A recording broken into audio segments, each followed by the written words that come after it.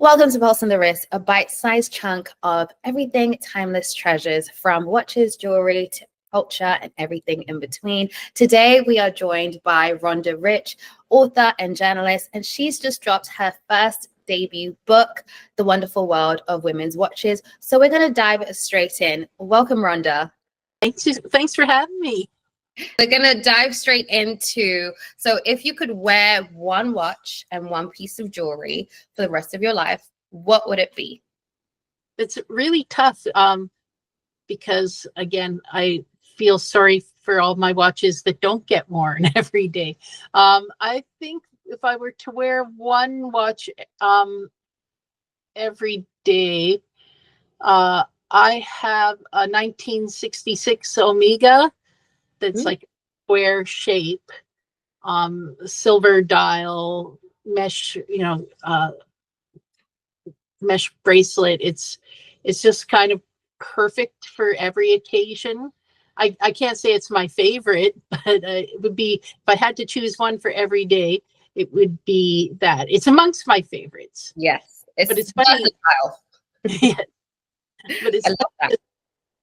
I only got it because I wanted the Nomos Glashütte Tetra, the square one. Oh, really? And I wanted one, and at the time I couldn't get my hands on one. I do have one now, but it's got like a nice tangerine dial. That's why I couldn't wear it every day, though, is because the color. But I saw this vintage Omega, and it was like the same shape and everything. So I got that kind of as a placeholder until I could get my Nomos, but now I've got them both. And so what is the most kind of unexpected and wildest story you've uncovered while writing your book? Oh, so it didn't actually make the cut of the book. So that's one reason why I hope the book does well, so I can do a second edition. There are just so many amazing stories. And, it's kind of like just skimming the surface with this first book. But there was a watchmaker in Switzerland. There's a brand called Cauny, Cauny. And let me just, it was founded by a woman. Well, technically a woman and her brothers, because they wouldn't let women own businesses at the time. Like there are other women throughout time who've led Swiss watchmaking companies, but they always seem to have a brother or a father or something. They were usually, because they were like, women couldn't even vote in Switzerland until the 1980s. So yeah. So that was that was an interesting thing to discover. But then the other part of the story is like she was running it with her brothers, and then they took off.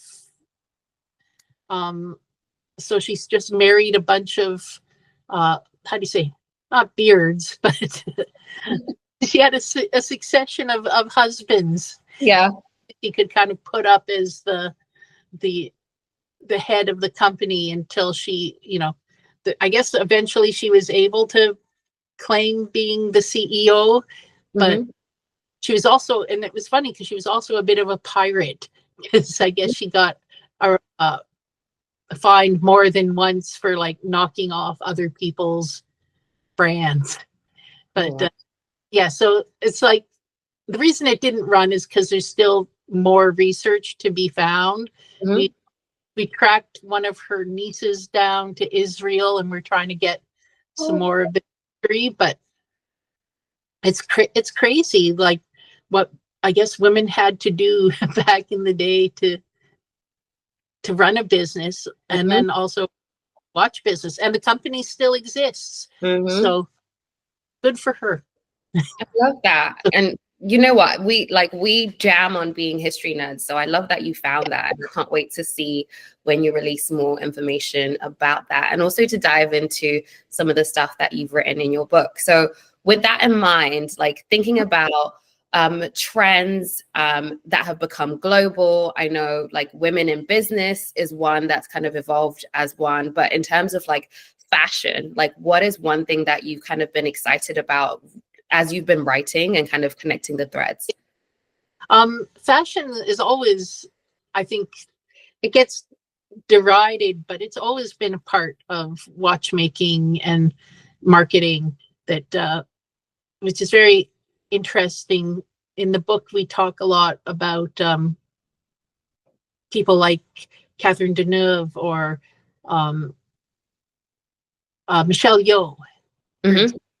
Like Michelle Yeoh is wearing huge women's Richard Mille and had on red carpets, and she doesn't care. Or Rihanna is wearing watches as a choker, as an anklet. It's, well, it's they're making is and watch.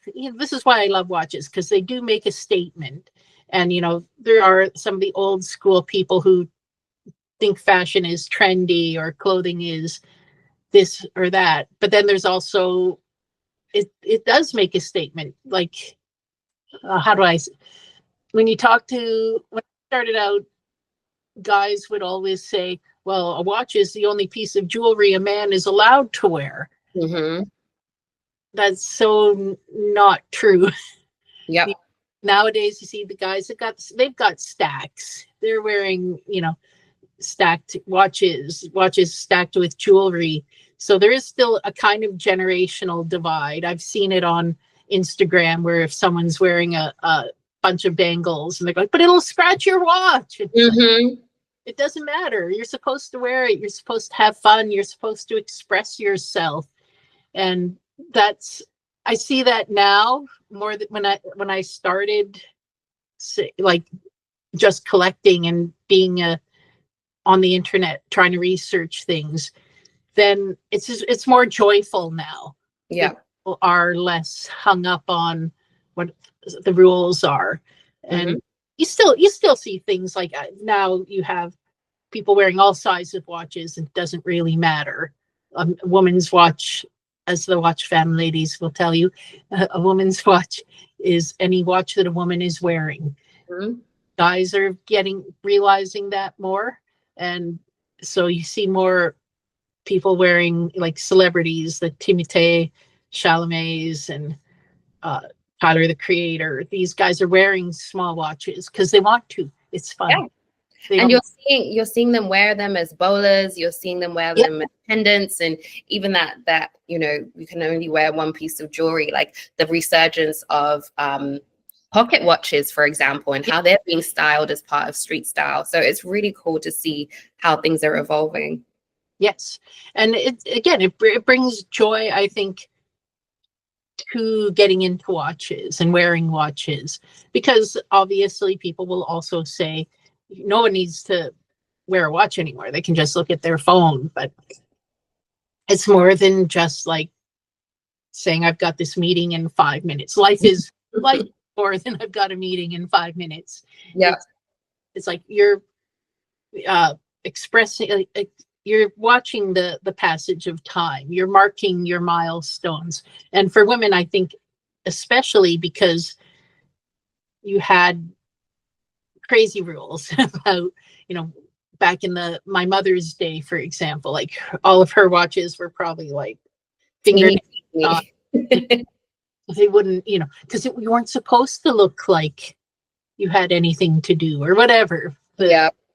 She was a nurse. She had some big watches too. I could talk about nurse watches for days, but actually one of the things that I wanted to ask you about is like symbolism and meaning. Obviously, yes, a lot of watches were created as tools, particularly when you think about, the categories, the dive watch, the pilot's watch, etc. Talk to us about, what you see in terms of like symbolism and how that's evolved over time, and particularly within your research, thinking, the verticals of like celebrity, everyday, and what that looks like.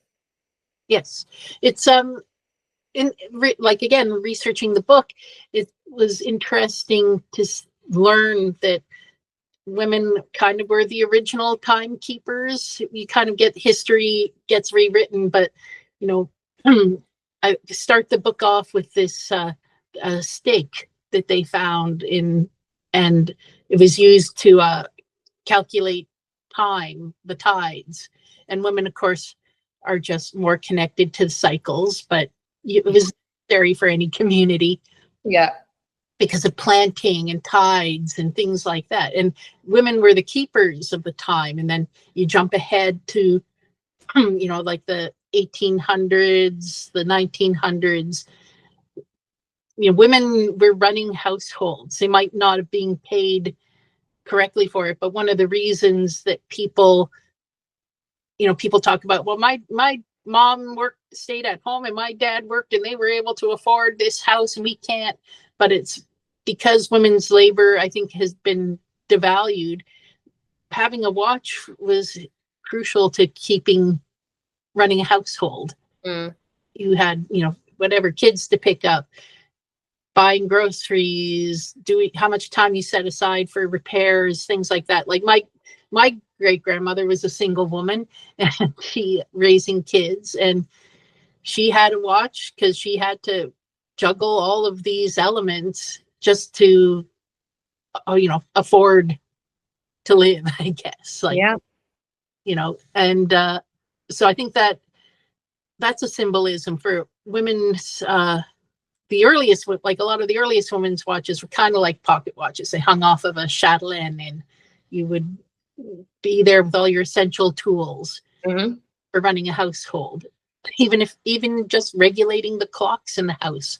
And so that was a kind of not erased bit of history, but we devalued what how a homemaker was. Home economics, basically. I love it. And we go back and forth quite a bit because there's just so much depth to cover. And I think one of the key things I want to make sure we take home is like, what is one of the underlying things that you want people to resonate with from your book? Like, what's one key takeaway that you feel like, it's a great coffee table book, there's so much in there. Like, what's one thing you want people to take away?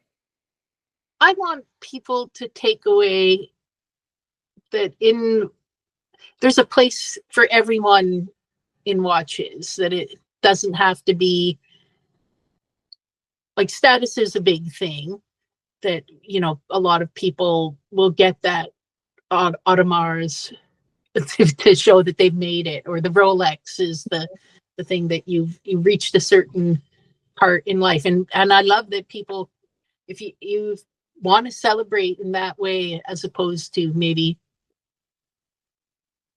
like just having that a permanent thing, but it should also be fun. And for me, that's a big message, that women totally have a place in the watch enthusiast world and the watch buyer world, and you buy what you like. Buy what makes you happy. Don't worry about what this person says, and totally express yourself through it. Like, I often dress from the watch out. I want to wear this watch today, what's going to go with that? So it's definitely like fashion. It's more than a status symbol. It's a expression. Absolutely. And I think that's a good segue into our lightning round. So folks can get to know you a little bit better. So I'm going to give you questions and you're just going to pick whatever comes to mind first. So last watch or jewelry purchase? I bought on Facebook Marketplace a gold Eternomatic, which is like a teeny tiny women's automatic watch. I'm coming back now with the new Bulgari Serpentes, and having tiny, but they were there before. And so I was very excited. I often just buy things so I can fall into a research hole for a couple of months.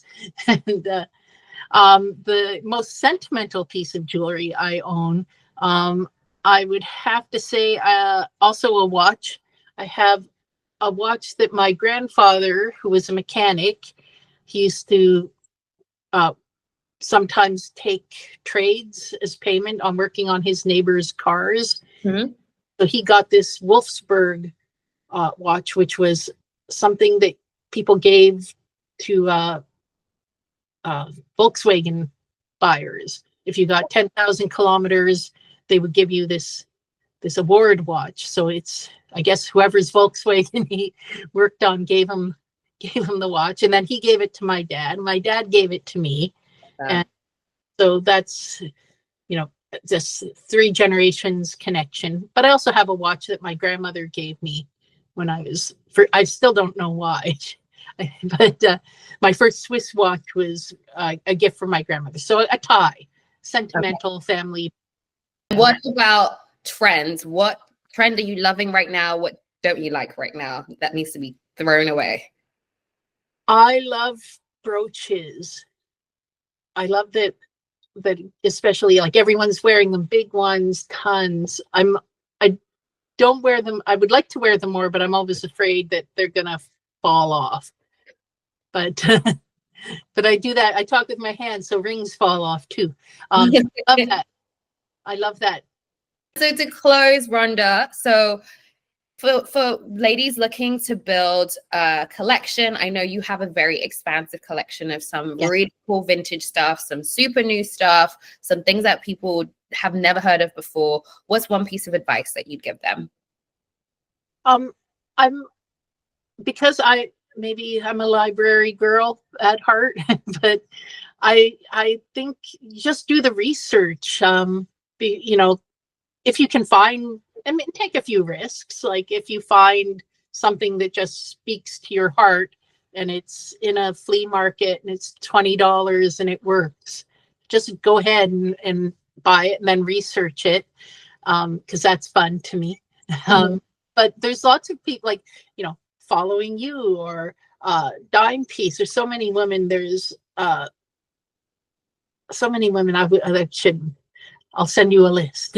We can pull up over our faces. But there's so many people, Sophie's Watch World, that people have such a great joy, get such great joy from watches and the community and learning the tangents of history, because there's just, follow people, but don't follow, like, because this happened to me too when I first started out, and you go on the forum boards and everyone would start talking about one watch, and you felt like you had to have that watch all of a sudden, and then you're like, well, get this.